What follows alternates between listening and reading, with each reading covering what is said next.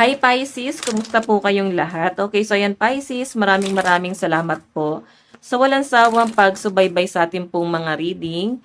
And kung ikaw ay bago pa lang sa ating channel, mag-subscribe na po kayo.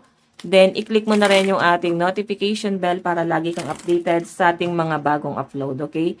So, Pisces, sa mga interested naman sa ating private reading, nasa description box below lang po yung link, message lang kayo. Tignan natin, Pisces, ano ba yung mga possible na ganap sa inyo this week? Pisces, Sun, Moon, Rising, and Venus sign. Ano po yung mga possible na ganap kay Pisces this week? Dumuna tayo guys sa career mo. Okay, so ano na lang yung mauuna kung love life ba or career, no? Tignan natin, ano yung pinaka-main focus ng energy ni Pisces this week? Pisces, Sun, Moon, Rising, and Venus sign. Oops. Oh, pagdating to sa love life mo, Pisces, may mga trap pa rin. May mga tao pa rin dito guys na hindi pa rin maka-move on, maka-move forward. So, may pagmamakaawa, may hingi ng tawad, may babalik. Okay, may gustong bumalik pa rin dito, Pisces. And nakikita ko ang daming sinasabi nitong taong to, ang daming pagmamakaawa.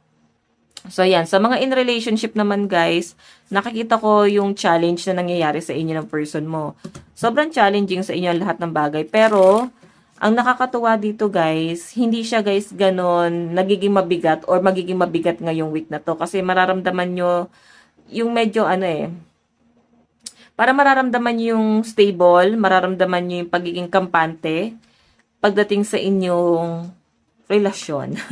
Okay, pero sa mga single dito guys, tak talaga yung nakikita ko oh. Sa mga single dito guys, mas nakikita ko na hindi makausad.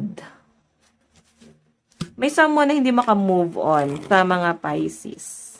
Pwede ikaw or yung person mo, yung hindi maka-move on. So, by the way, additional message para po kay Pisces. Okay. Naku, may toxic dito.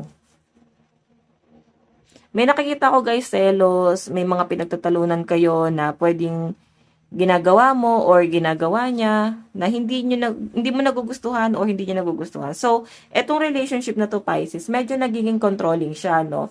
Nandun yung nakikita ko diyan. Pero, yung pagiging controlling naman, yung isa, ayaw nang minamanduhan. Na parang, alam ko ginagawa ko, hindi mo ako kailangan kontrolin. So, may pagpupumiglas, no? Okay?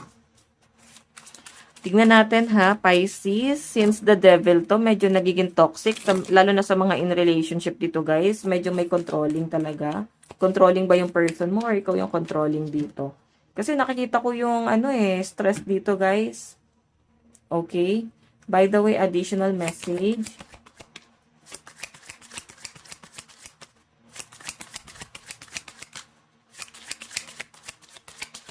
Okay. So, this week, guys, love life yung unang lumalabas. Nakikita ko rin sa love life nung iba sa inyo, guys. Ayan, may pag-aaway, may pagtatalo.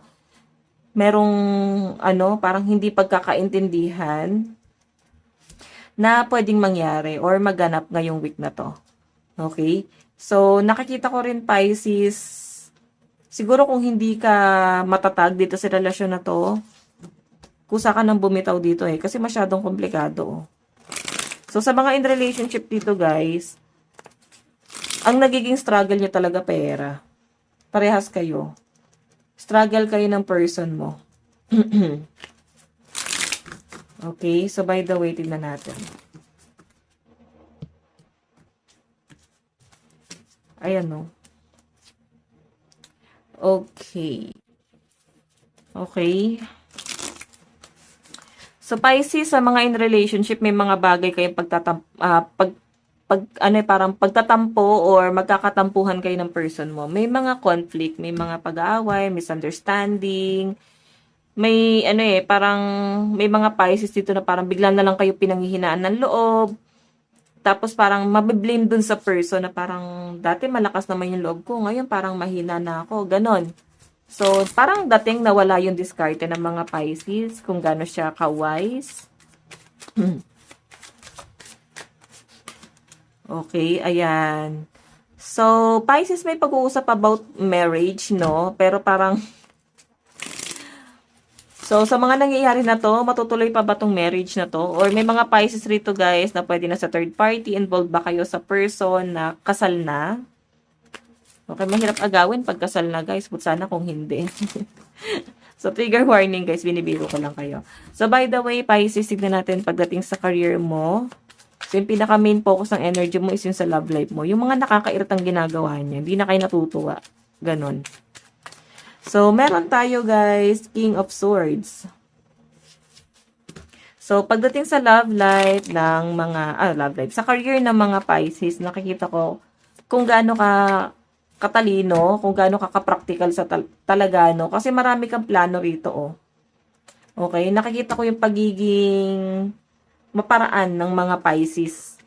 Okay, kumbaga kahit papano guys, nakakadiskarte talaga kayo kung paano kayo kikita. Kumbaga, meron kayong ibang source of income. Yan po yung nakikita ko sa mga Pisces dito. Maparaan, may mga side hustle kayo kahit na papano, no? So, by the way, tignan pa natin. Okay. Ayan na. May mga pinakikiramdaman daw yung mga Pisces, no? Yun, may pakikiramdaman ka dito na parang, pwedeng pagkakitaan yun. So, ganyan. I think may mga inaantay lang kayo dito na pwedeng ibato sa inyo, tas parang kayo na bahala. Okay? Na parang kayo na bahala dito, pwede nyo naman itong pagkakitaan. Yun yung nasa-sense ko dito. So, ngayon, nag-aantay lang ang mga Pisces, pero may na-expect ka dito na blessing or something na bagong trabaho, opportunity. Parang nararamdaman mo na to. Pero hindi ka lang dito parang nagsasalita, no? Okay. So, again, tingnan pa natin.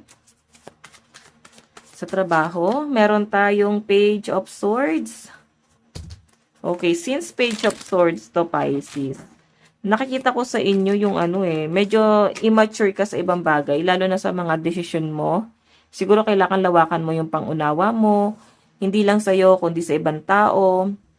Okay, and kailangan lang guys, maging matured ka din sa kung ano man yung sinisimulan mo, especially kung ikaw ay nakapokus sa career mo, sa trabaho mo, no? Kailangan mas matured ka dito. Nakikita ko yung pagiging immature ng iba sa inyo. So, trigger warning guys, baka may magalit. Okay. So, by the way, ayun o, Three of Swords. Kasi parang mafe-feel nyo parang hindi tama yung ginagawa sa inyo ng management. So, parang ang dating pinahihirapan kayo. So, ano ba nangyayari? Baka may mga namumuliti ka. Baka may mga magwawelga rito. So, parang ito na yung time this week guys, na parang boboses ka na dito. Kung ano yung mga maling ginagawa, no? So, by the way, love advice. Meron tayong trust. Magtiwala. Yan ang kailangan nyo, guys. Nakikita ko sa mga Pisces, ang laki ng trust issue nyo. Wala kayong tiwala sa discard ng person mo. Wala kayong tiwala kung ano yung sinisimulan niya.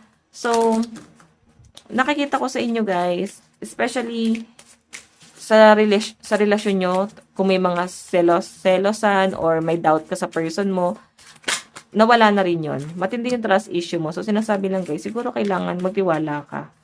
At least wala siya may susumbat kasi nagtiwala ka sa kanya. Mas mahirap yung, papakita mo sa kanya na mahal mo siya pero doubt ka dun sa relasyon, di ba?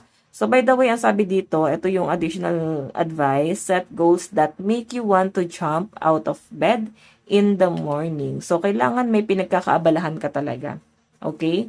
So, Pisces, ito lang po ang inyong reading. Maraming salamat. God bless and love you all. Bye-bye.